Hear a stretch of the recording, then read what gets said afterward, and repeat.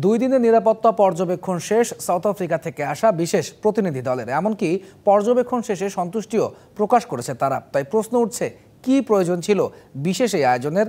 কারণ প্রতিপক্ষ দলের সর্বোচ্চ নিরাপত্তাই সবসময় নিশ্চিত করে বিসিবি। সোমবার প্রতিনিধি দলের উপস্থিতিতে মিরপুরে আবারও হয়েছে আর্মির বিশেষ মহড়া। এ যেন রীতিমতো এলাহি কাণ্ড। হোম অফ ক্রিকেটে ফাঁকা গুলি ছুড়ে তৃতীয় দিনের মতো মহড়া দিয়েছে বাংলাদেশ সেনাবাহিনী।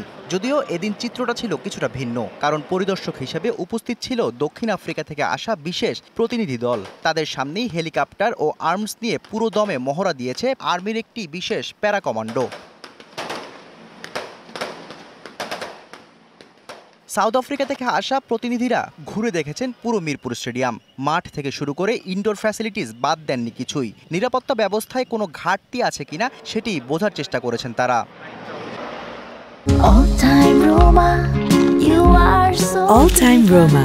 Taste it, love it. পুরো অপারেশনটি করতে সময় প্রয়োজন হবে মাত্র 5 মিনিট। এত আয়োজনের উদ্দেশ্য কেবলই দক্ষিণ আফ্রিকা দলকে সুরক্ষার নিশ্চয়তা দেওয়াকে কেন্দ্র করেই। নিরাপত্তা ইস্যুতে যেন সিরিজ বাতিল না হয়, তার জন্যই এত আয়োজন। বাংলাদেশের সার্বিক নিরাপত্তা ব্যবস্থায় সন্তুষ্ট হয়েছেন তারা। তাই সাউথ আফ্রিকা দল বাংলাদেশে যা আসছে তা এক প্রকার নিশ্চিত।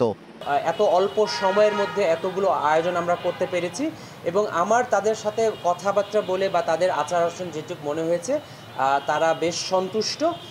তারা এখন দেশে ফেরত যাবেন এবং তারা ফাইনাল রিপোর্টটা দিবেন। এর মধ্যে আমরা ইন্টারনাল কাজগুলো সেরে ফেলবো ইনশাল্লাহ। তবে এই মহড়ার প্রয়োজন আসলেই বা কতটুকু? কারণ এখন পর্যন্ত কখনো এমন দেখা যায়নি যে টুর্নামেন্ট কিংবা সিরিজ আয়োজনের ক্ষেত্রে নিরাপত্তার কোনো ঘাটতি ছিল বিসিবির। এমনকি সরকার পতনের পরও তেমন কোনো ঘটনাও ঘটেনি যার জন্য এই এলাহি আয়োজনের প্রয়োজন। 2 টেস্ট ম্যাচ সিরিজের প্রথমটি হবে ঢাকায়, পরেরটি অনুষ্ঠিত হবে চট্টগ্রামে। দুটি টেস্টই টেস্ট চ্যাম্পিয়নশিপের চলমান সাইকেলের অন্তর্ভুক্ত।